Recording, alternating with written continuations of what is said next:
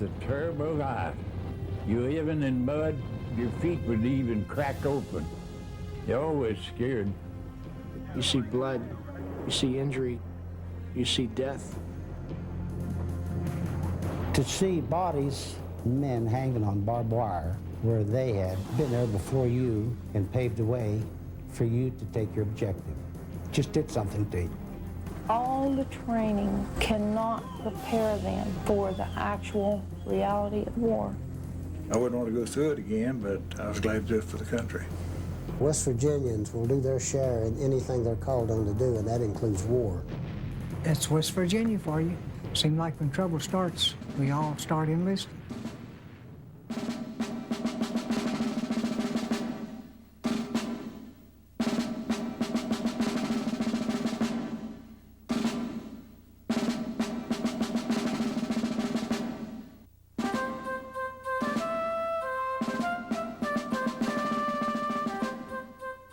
Time and time again, when the nation's called, West Virginians have answered in a greater number per capita than any other state in the United States. It's just sort of ingrained into them. That's what Dad and Granddad did, and I'm expected to carry on the tradition. There's a long tradition of hunting and woodsmanship that naturally lends itself to serving in the military, allows West Virginians to serve well in the military. Their patriotism leads them to be the best marksmen in the front lines in every war in which America is engaged. And when they think of chips us down for the nation, they come through.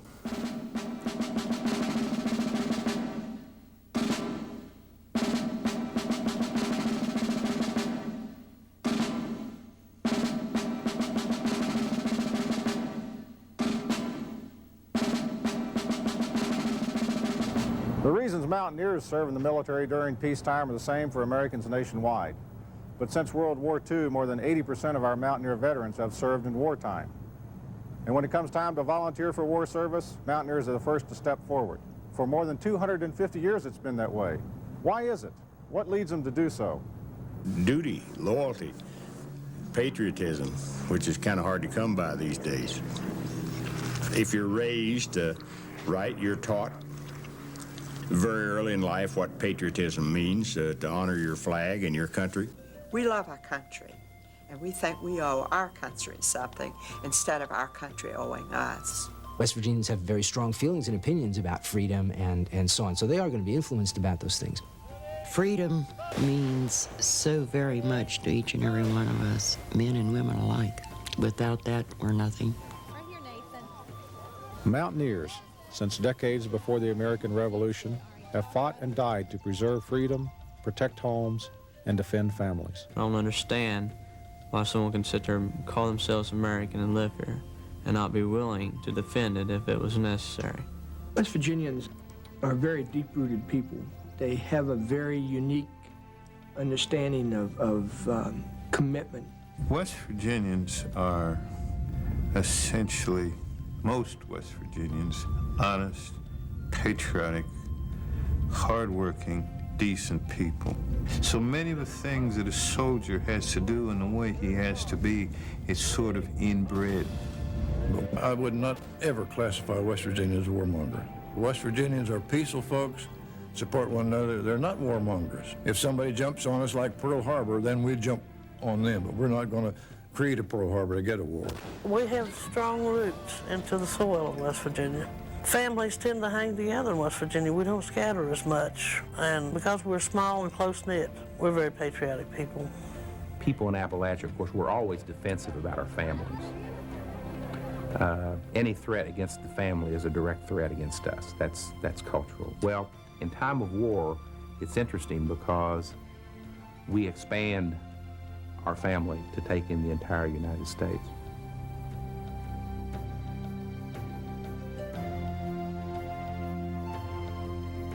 Families have fought for generations to secure a peaceful environment in the hills and valleys of West Virginia. War, in many ways, has made West Virginians the Americans they are today.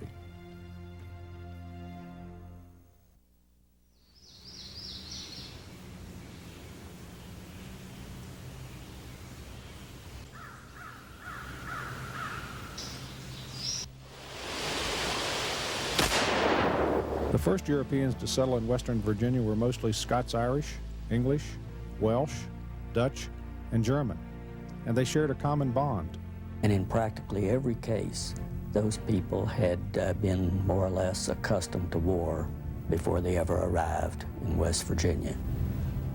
The Germans had fled a region engulfed in war for centuries, while unwelcome Scottish immigrants to Ireland were forced to press onto the New World.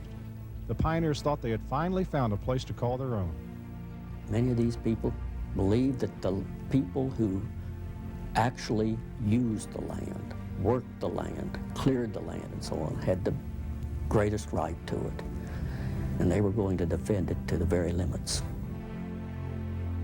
Prior to the arrival of the white settlers, the Native Americans were enjoying life as they had always known it, planting their crops, fishing, hunting, and nurturing their families as they had always done for generations. While the Shawnees, Iroquois, and other tribes welcomed trade with the whites, they showed no interest in surrendering their beloved territory to the new settlers. The English settlers were a great threat to the Indian possessions and to the Indian way of life, because the English had an empire that was based upon agriculture, the production of goods, trade, and settlement. Meanwhile, France, at odds with England, proved herself a friend to Native Americans. The French came in and they more or less assumed the Indian way of life. They did not take land. They came in to trade for furs. And since British gain would mean great loss for the Indians, they chose to join the French when war erupted in 1754. They engaged in war solely for preservation of life as they had known it, preservation of the land that they so loved. About 450 Western Virginians joined British forces under General Edward Braddock at the outset of the French and Indian War. They were so accustomed to fighting for what they wanted that they were ready psychologically to do battle with the Indians for the land. The British, though, were not quite ready to war against the Indians. Braddock's European approach to battle had no place in the American wilderness. It cost him his life. As soldiers fell by the hundreds, the Western Virginians were forced to turn to the guerrilla warfare tactics of their foe to survive. The mountaineers' resourcefulness enabled a young colonel, George Washington, to organize a retreat. The British defeat sparked fighting between Indians and frontiersmen that lasted for 8 blood-soaked years. The war chiefs began to realize that the only way they were going to keep the white people from crowding in was to demolish their forts and so terrorize them that they would go back over the mountains. British Rangers learned from past mistakes and adopted guerrilla war tactics. These troops joined the mountaineers to subdue the Indians, burning crops, devastating villages, claiming lives, and crushing the Native American spirit. Tribes in the Ohio Valley were on the verge of starving by the end of 1763. The Indians, forced to live by the white man's terms, were now unable to prevent white families from settling west of the Alleghenies. The typical mountaineer family surviving the French and Indian War had become thoroughly familiar with guerrilla warfare. Each boy at age 12 received a rifle and became a fort soldier.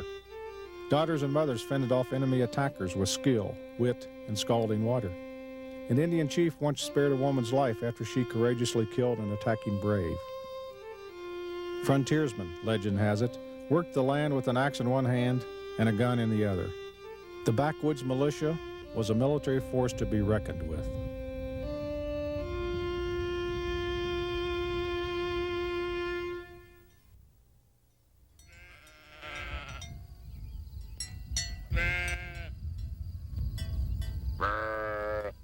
In 1774, tensions again mounted in Western Virginia. The English settlers now felt reasonably secure, and they were ready to advance their frontiers. There was only one obstacle: the Indians. The Indians had no intention of turning the entire region over to the white settlers. The Indian Confederacy of the Ohio wilderness would rather fight. John Murray, Earl of Dunmore and British Governor of Virginia, also chose to fight. He declared war upon the tribes. And there had been a number of attacks both ways, whites against the Indians and Indians against the whites. The whole frontier seemed about to burst into flames. 2,500 militiamen mobilized for Dunmore's war. The governor himself directed nearly half the troops to the upper shores of the Ohio, now the site of Pittsburgh, Pennsylvania. And Colonel Andrew Lewis led 1,000 backwoodsmen into the Kanawha Valley. The idea was that they would converge somewhere on the Ohio River and make a dash into the Indian country with a force of 2,000 plus men. Shawnee Chief Cornstalk, aware of troop movements, chose to attack Lewis first near Point Pleasant. And on the night of October the 9th of 1774, about 800 to 1,000 Indians under Cornstalk arrived, and the result was a battle that lasted all day.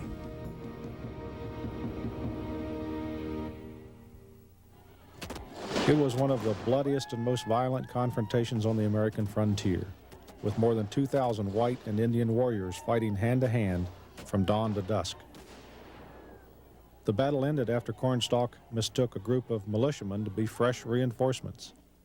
The Braves withdrew immediately. The Indian Confederacy sued for peace and surrendered all territory south of the Ohio River, including all of western Virginia. The Battle of Point Pleasant provides a rough sketch of the western Virginia frontiersmen. They were a bunch of tough cookies, tramping 250 miles along wilderness trails to fight Indians at Point Pleasant.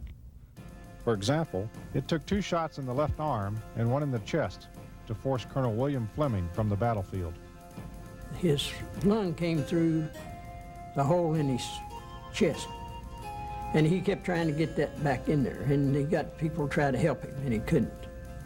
And so after about a day, he finally got that lung pushed back through himself. He did that.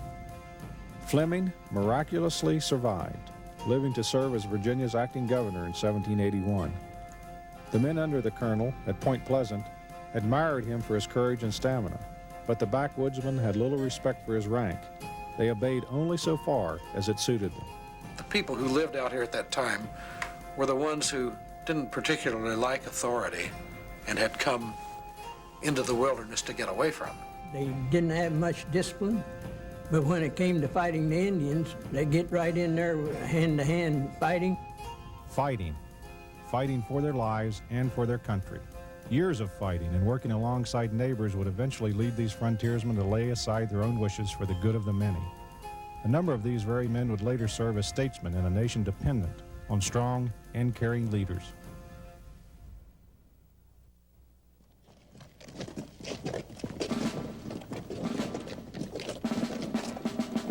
Veterans of Dunmore's War met at Fort Gower, north of Point Pleasant, within a month of the battle. The mountaineers had been aware of the growing tide against British interference in the eastern colonies for some time. The soldiers quickly declared this position to King George of England. As attachment to the real interests and just rights of America outweigh every other consideration, we resolved that we will exert every power within us for the defense of American liberty, when regularly called forth by the unanimous voice of our countrymen. At the start of the War for Independence, backwoods fighters marched 600 miles in less than a month to confront the British in Massachusetts. These Western Virginia riflemen became the first soldiers to be inducted into the United States Army. General George Washington personally greeted them. He'd fought alongside a few of them during the French and Indian War, and once said that any 10 soldiers from the West were worth 100 British regulars. Legend has it that Washington looked to the hills of Western Virginia during the darkest days of the Revolution. Leave me but a banner to plant upon the mountains of West Augusta, and I will gather around me the men who will lift our bleeding country from the dust and set her free. Future President John Adams called the Western Virginia Riflemen an excellent species of infantry. President John Hancock of the Continental Congress noted that these excellent marksmen were able to send sure destruction to great distance. Congressmember Richard Henry Lee added, "There is not one of them who wish a distance less than 200 yards or a larger object than an orange. Every shot is fatal." General George Rogers Clark, a veteran of Dunmore's War, led Western Virginians in attacks on British forts west of the Mississippi River in 1778. He knew these people were accustomed to living off the land. He knew that they could endure a great deal of swift travel, and they were accustomed to suffering, which you had to be able to bear pretty well. The army of 150 struggled through dense forests and water up to their waist in the dead of winter. Brigadier General Daniel Morgan of Berkeley County personified the Western Virginia rifleman. Known for his fiery temper and sensitivity to criticism, Big Dan fought with furious courage. British forces set out to crush Morgan in 1781, but he outwitted them with the best planned, best fought battle of the Revolution, the Battle of Cowpens.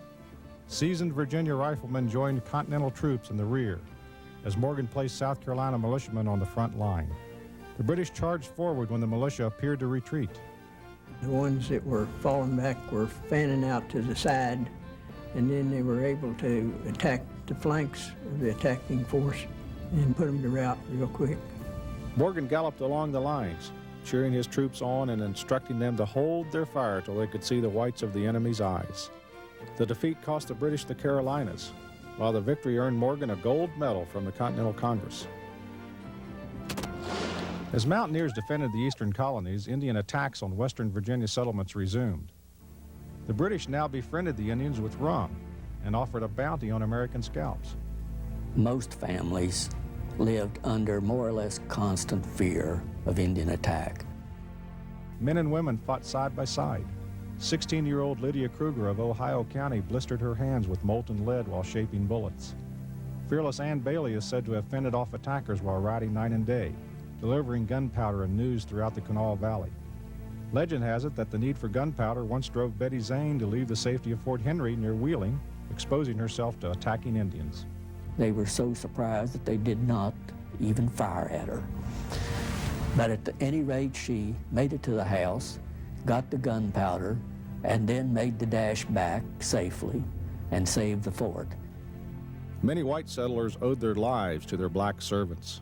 Dick Pointer was among a number of slaves who earned the respect of their masters while defending settlements. Inside Donnelly's fort, one of the messengers, and Dick Pointer, who happened to be a slave of Colonel Donnelly, who owned the fort, were able to exert their weight against the barrels in the door and to hold off the invaders until the men could get to their positions to give battle. Greenbrier County residents asked Virginia to grant Pointer his freedom for his bravery. The legislature refused. It was 13 years after the British surrender at Yorktown before the black and white settlers of western Virginia were able to put the war for independence behind them. It took General Anthony Wayne's victory in the Battle of Fallen Timbers to convince Britain to relinquish all posts on the western frontier. Without England's support, Indian attacks on the mountaineer settlements became increasingly rare. More men, women, and children had died at the hands of the Indians in western Virginia than white settlers anywhere else in America at that time.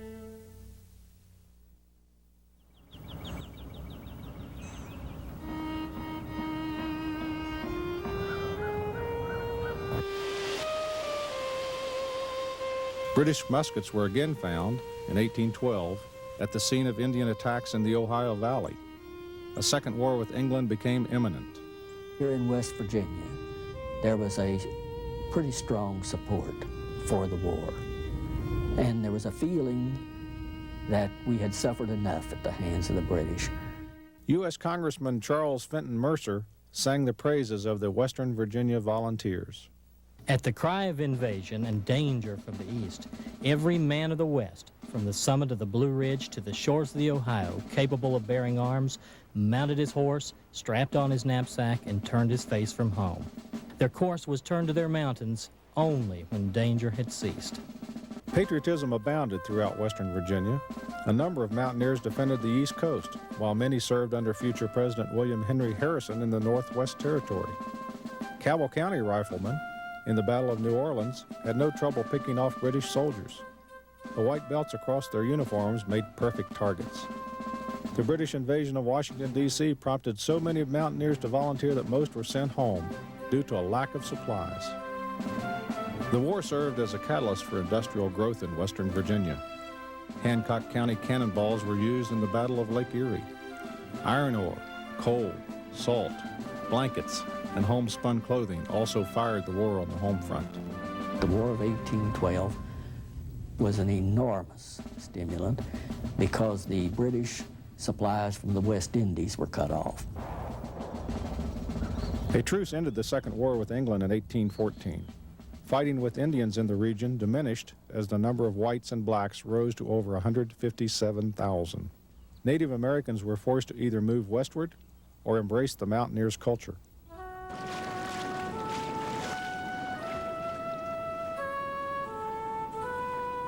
A lot of the Indians, Native Americans, went into hiding because they didn't want to leave this land that they so loved. Many chose to deny their heritage rather than be forever sentenced to exile. Today, their descendants proudly serve the U.S. to preserve their country, their freedom.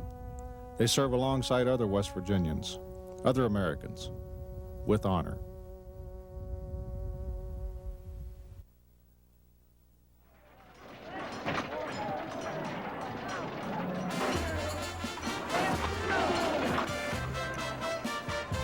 A territorial dispute in 1846 led to war between the United States and Mexico.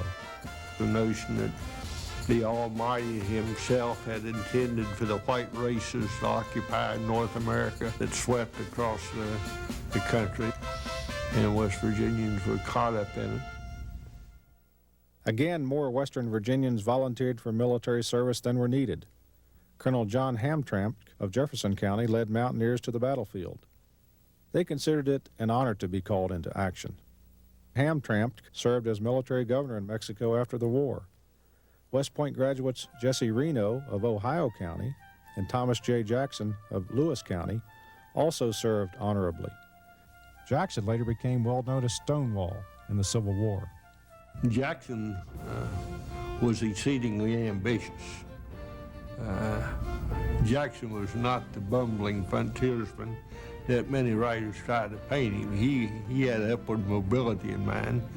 No other Army officer advanced in rank more rapidly than did Jackson. The lieutenant is most noted for his actions during the storming of the Mexican fortress at Chapultepec.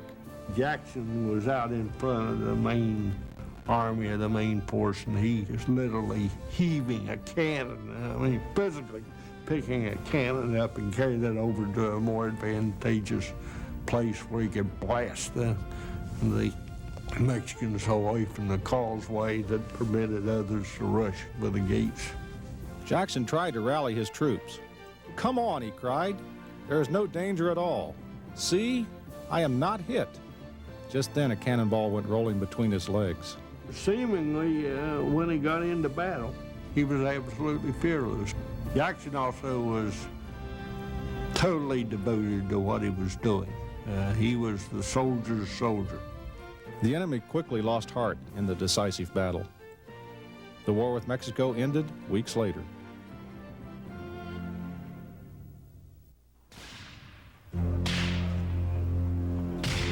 We must make an issue, create an event, and establish a position for ourselves.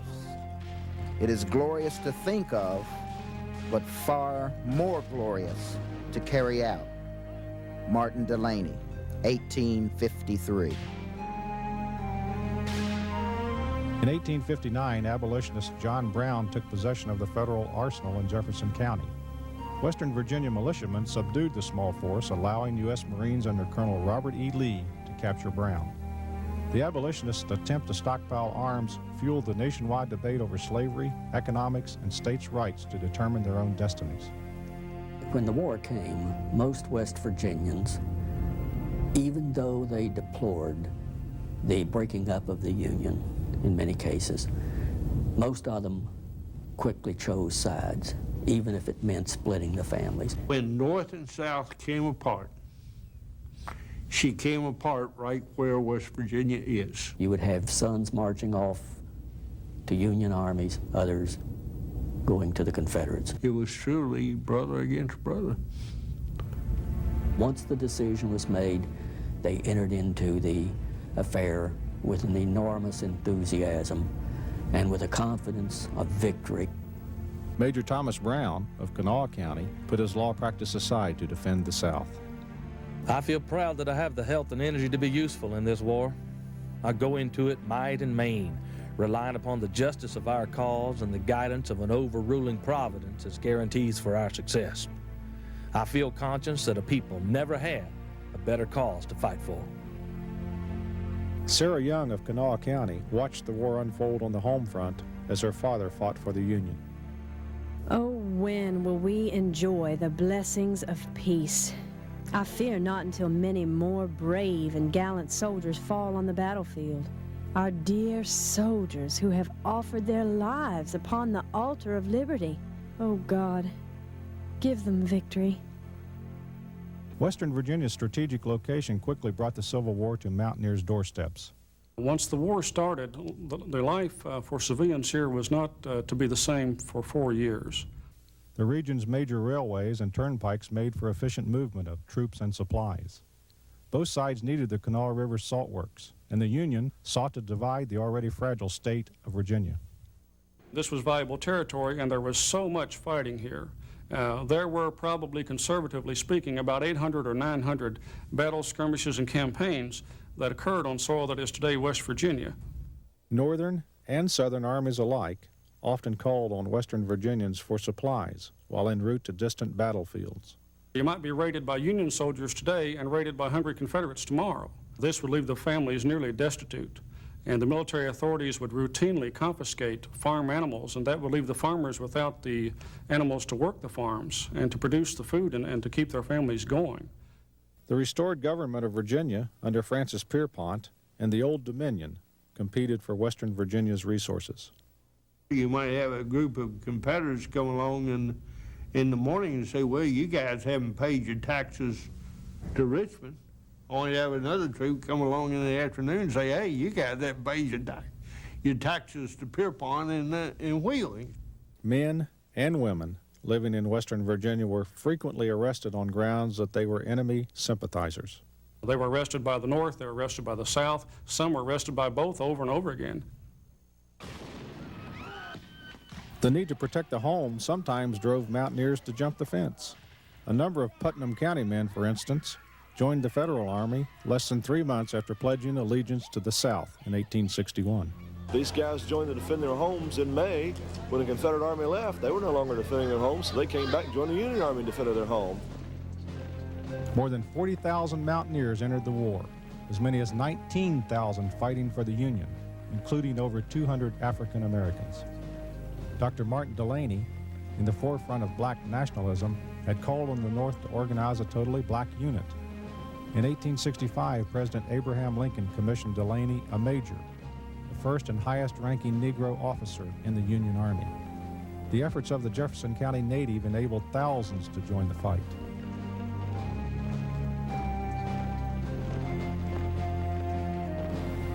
The war itself reached Western Virginia soil in May 1861, when Private T. Bailey Brown fell dead in Taylor County. Brown and another Union soldier were ordered to halt by a Confederate sentry near Grafton. Brown refused. He said, damn him, what right does he have to stop us? T. Bailey Brown pulled his pistol and shot at the sentry, hitting him in the ear. Unfortunately, the sentry, being a better marksman than T. Bailey Brown, shot him through the heart. The Taylor County native instantly became the first American to die in the Civil War. Union forces avenged Brown's death a week later by routing the Confederates near Philippi. The rebel soldiers fled the scene so quickly that this first land battle of the war became known as the Philippi Races. Former Virginia Governor John B. Floyd later routed Yankee troops controlling the center of Western Virginia. The Confederate general then established a stronghold atop Carnifax Ferry in Nicholas County. He effectively cut off communication between the Kanawha Valley and the northwestern section of West Virginia by way of the turnpike. It took 6,000 federal troops to dislodge the rebels. The Battle of Carnifax Ferry was among the first in which Western Virginians heatedly fought former neighbors. They were fighting on opposite sides in a conflict over areas where they had grown up on or farmed or worked as young men. And this was quite a unique experience for them. 2 future presidents fought for the North in the battle. Colonel Rutherford B. Hayes became commander-in-chief in 1877. Private William McKinley took office 20 years later. Both served in the Ohio Volunteer Infantry. Southern forces sought to destroy Western Virginia's railroad system in 1863 while acquiring supplies and recruits. Confederate General John M. Bowdoin planned to sabotage the region's move toward statehood as well. The raid succeeded from a military standpoint, but President Lincoln succeeded politically by signing the 35th state into being despite rebel efforts. His actions secured federal support in the region and permitted greater access to West Virginia's strategic resources. That act itself was unprecedented, the dividing of an existing state into two separate states without the consent of the mother state. It's the only state that was created in part as a result of the war. That act prompted Confederate General Henry A. Wise, who was also a former governor of Virginia, to proclaim that West Virginia had been torn from its moorings of statehood without rhyme or reason and was the bastard offspring of political rape. Mountaineers, men, women, and children, gallantly represented their homeland in the Great Rebellion. Nancy Hart of Roane County earned a reputation as a guerrilla fighter and spy for the South. The 16-year-old often played the part of an innocent, backwoods girl to obtain enemy secrets and to escape capture. Belle Boyd of Berkeley County also spied for the Confederacy. Dubbed the Siren of the South, she was known for her charm and sassy spirit. Belle, at 17, killed a drunken Union soldier after he insulted and threatened her secessionist mother on Independence Day, 1861. I could stand it no longer. My indignation was aroused beyond my control. My blood was literally boiling in my veins. I drew out my pistol and shot him. She later provided intelligence leading to a surprise attack on Front Royal, Virginia, led by her close friend, Brigadier General Stonewall Jackson. The state's highest-ranking Confederate officer brought glory to the South, to his men, and to himself. Thomas J. Jackson earned the title Stonewall while commanding his troops with rock-steady nerve at the First Battle of Bull Run. Jackson defeated an army of 16,000 Federals with 6,500 rebels. His name will be forever inscribed in the annals of military history. Jackson just had the knack of moving troops fast over considerable distances and getting them ready to fight. Stonewall possessed an uncanny ability to discern topography and to seemingly read the minds of his opponents. Jackson was mortally wounded, unintentionally, by his own troops in 1863. West Virginia's highest-ranking Union officer also suffered a mortal wound just months before Jackson. Major General Jesse Reno of Ohio County died cheering his men on to victory. Over 4,000 mountaineers gave their lives in the Civil War. Many never reached their 22nd birthday. 39 federal soldiers representing the Mountain State earned the Congressional Medal of Honor in the war. 3 medals went to flag bearers, those soldiers who were carrying the American flag in combat. 12 medals were presented for capturing the Southern flag. The soldier who managed to capture and hold on to the enemy's colors was highly respected by both sides. He was generally in the thick of things, and to be able to get into his line and in among the people that he was with and take the flag from him, or to shoot him and take his flag before someone shot you, was quite a feat. 9 other West Virginia volunteers earned the Medal of Honor during the siege of Vicksburg in 1863 while attempting to storm rebel troops. There was a lot of fighting, a lot of dying, a lot of bloodshed, but they really didn't do much more than just storm the lines, and then when the fighting's over, everything stabilized.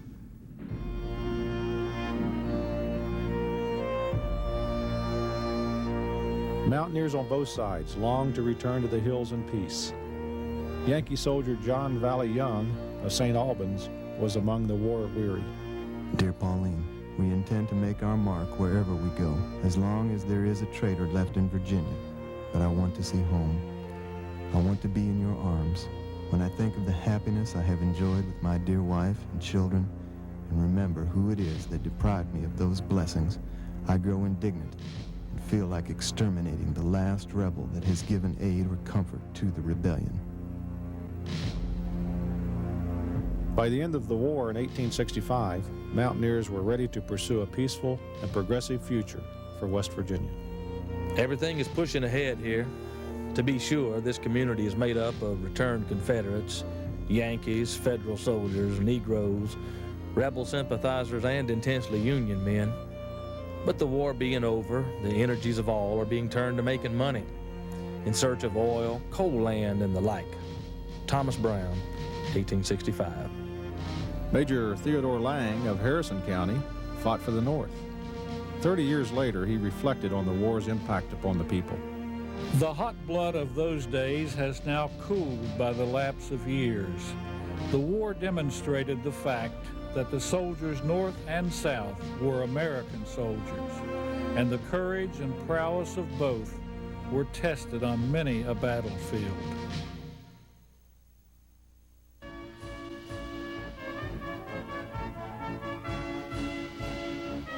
After more than 3 decades of peace, America again prepared for war. This time, Spain became the foe as the United States sought to defend the rights of Cubans and Filipinos to govern themselves. Over 3,000 West Virginians immediately responded to the call to arms. Captain French Ensign Chadwick of Monongalia County commanded the American fleet's flagship, New York. Chadwick later served as Rear Admiral in the First World War. John Hill resigned as principal of the West Virginia Colored Institute in Kanawha County and joined more than 200 other black mountaineers in the brief war. President William McKinley commissioned Hill an officer in the U.S. Army. First Lieutenant Hill, considered the war's most outstanding black officer, returned to the Institute after the war and served as commandant of a newly formed cadet corps. Lee Sennett of Grant County joined the cavalry under Teddy Roosevelt's command only 11 days after the declaration of war. The 21-year-old private risked court-martial when he deserted his stateside unit. Sennett stowed away with the first troops bound for Cuba, guaranteeing him a position on the firing line. The mountaineer returned to the States after the war and received a hero's welcome. Lieutenant Andrew Summers Rowan of Monroe County drew worldwide attention after President McKinley sent him to estimate the strength and determination of Cuban insurgents. Rowan voluntarily risked capture, traveling deep into enemy territory and through thick jungles. He successfully contacted Cuban General Calito Garcia and earned the Distinguished Service Cross. Biographer Elbert Hubbard praised the West Virginian in the essay, A Message to Garcia. There is a man whose form should be cast in deathless bronze and the statue placed in every college of the land. It is not book learning young men need, nor instruction about this and that, but a stiffening of the vertebrae which will cause them to be loyal to a trust, to act promptly, concentrate their energies, do the thing, carry a message to Garcia. As mountaineers proved themselves again on foreign soil, West Virginia again showed itself to be an invaluable resource in wartime.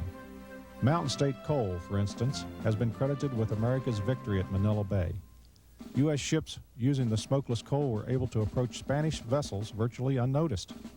There's a tradition that we won the Spanish-American War, coal miners in southern West Virginia, as a result of cranking out the fuel that made America able to achieve its national interests.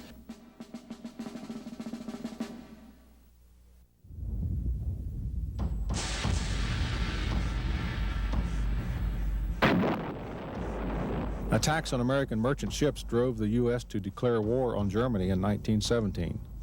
Governor John Jacob Cornwell of Hampshire County called on mountaineers to come to the aid of the nation. The country is engaged in the most stupendous war of the ages. A great army is being created. West Virginia is expected to do its part. We must go forward energetically and courageously and be willing to make any sacrifice that properly falls to us. And sacrifice they did. West Virginians purchased $128 million worth of war bonds. They planted gardens to save food for the troops. Daughters and mothers joined the Red Cross and other organizations to support the war effort. They knitted garments for refugees and raised money to aid the war's orphans. Women also entered the workforce as their sons and husbands went to war. West Virginia developed a higher percentage of fighting men than any other state.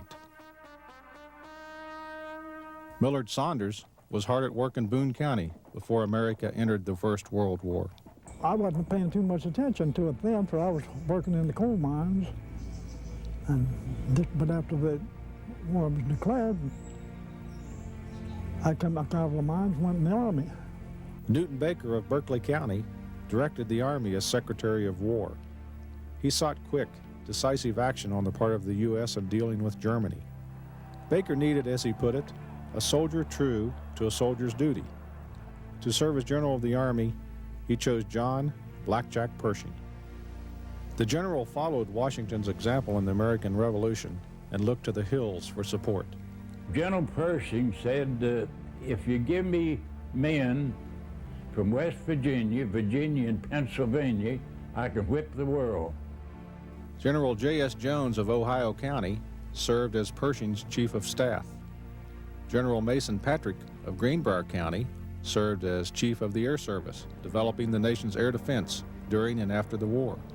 But no other soldier advanced in rank more rapidly than John Hines from Greenbrier County.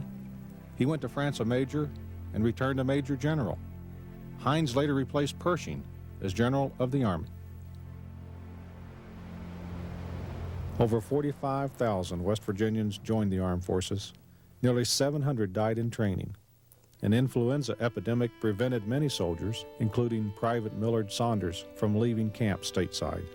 My company went off and left me, and there were two of my best friends didn't get back. And he shook me up pretty well, because we went to school together. Lieutenant Charles Frampton of Cabell County expected the worst after a grenade explosion while training in France. Lieutenant Scott McCormick lay dying, both legs shattered, one arm gone, and his abdomen shattered. A piece of flesh 6 or 8 inches long had blown into my overcoat and was hanging out. A fella, seeing my bloody face in the flesh, said, "My God, it got you too, didn't it?" Thinking my guts were blown out, I held McCormick's head until he had breathed his last. Nearly 27,000 mountaineers served overseas in the war.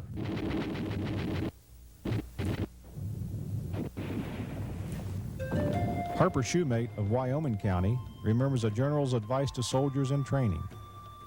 He said, you boys want to take all the training you possibly can get and do it right, because you're going to live in hell. Private Shoemate, a machine gunner, was severely gassed during the decisive Meuse-Argonne offensive. The Germans, early in the war, had introduced trench warfare, claiming enemy territory inch by bloody inch. And the only way you could get them out was to blast them out with high velocity shells and guns. And so it took a lot of gunpowder. War Secretary Baker called for 3 stateside locations to produce the much-needed substance. The abundant resources of the Kanawha Valley impressed Baker. The valley, beyond the danger of enemy attack, also provided excellent rail and river transportation. One town there, Nitro, West Virginia, sprang to life in 11 months. Schools, churches, amusement centers, hotels, houses, and a hospital were built for workers and their families. More than 20,000 people arrived almost overnight. It's just amazing to know that that much good can be done when it's a united effort. A naval ordnance plant in South Charleston produced steel armor plate, gun forgings, and projectiles. The United States replaced Germany as the world's largest supplier of chemicals, produced mostly here in West Virginia. The Mountain State also fueled the war with 180 million tons of coal. The war began to cool in the winter of 1918. Newton Baker praised the nation as the Great War ended. We Americans have a full cup of happiness and pride from the effort our nation has made. Our country has been more at one in the past year than any year I can remember, and I trust that the new understandings which have been created will cement us together for the work of the future, which will be harder to do because the setting will be less heroic. West Virginia welcomed her mountaineers home with pride. The citizens of McDowell County, for instance, erected the only memorial in the United States exclusively devoted to black veterans of the Great War, the First World War.